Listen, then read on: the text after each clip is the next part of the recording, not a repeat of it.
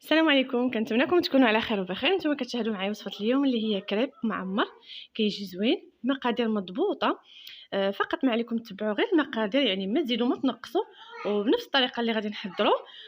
صراحه اكيده انه غادي ينجح معكم وساهل، يعني ما كياخذش الوقت، يعني بسرعه كيوجد لينا، ما كياخذش كاع لينا وقت. ندوزو المقادير. الطريقه ديال التحضير: عندي هنا 3 ديال البيضات، حراره المطبخ. المقادير غادي نخليها لكم في صندوق الوصف، يعني كل حاجه غادي نذكر لكم كل شيء بالتفاصيل.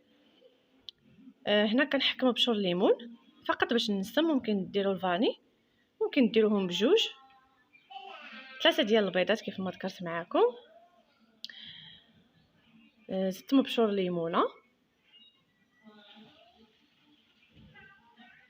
غادي نزيد كاس ديال الحليب، نفس الكاس تاخذوا به، يعني نفس الكاس اللي غتعبروا به السوائل نعبروا به النواشف.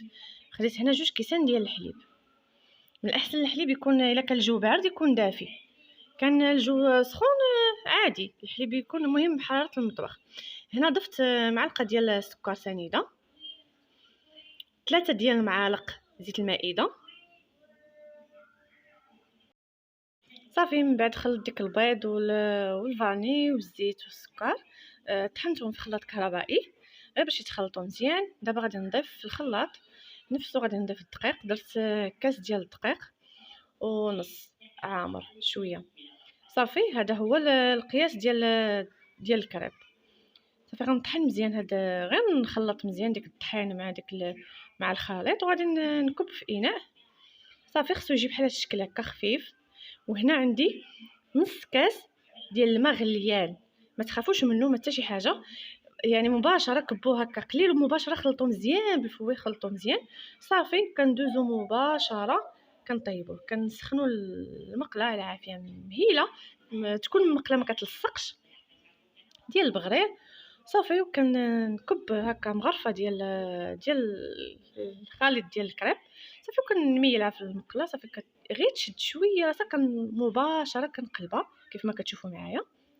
مباشره كنقلبها كتاخذ ديك اللون هكا كيف ما كتشوفوا محمر. صافي كنكمل كاع الكميه اللي عندي وكندوز كندهنو بالشوكولا.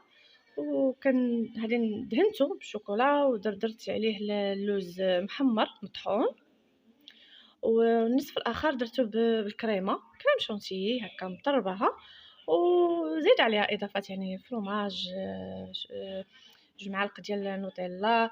المهم كتنسموها باش ما بغيتو. صافي وكتروليو على هذا الشكل هكا. ومن بعد ممكن هنا غنزيد بعض الخطوط ديال الشوكولا وصافي. صراحه كيجي زوين بنين بنين بنين، يعني كيجي مذاق. كنتمنى تجربوا الوصفه وتنال الاعجاب ديالكم. نخليكم مع تتمه الفيديو في وصفه قادمه ان شاء الله.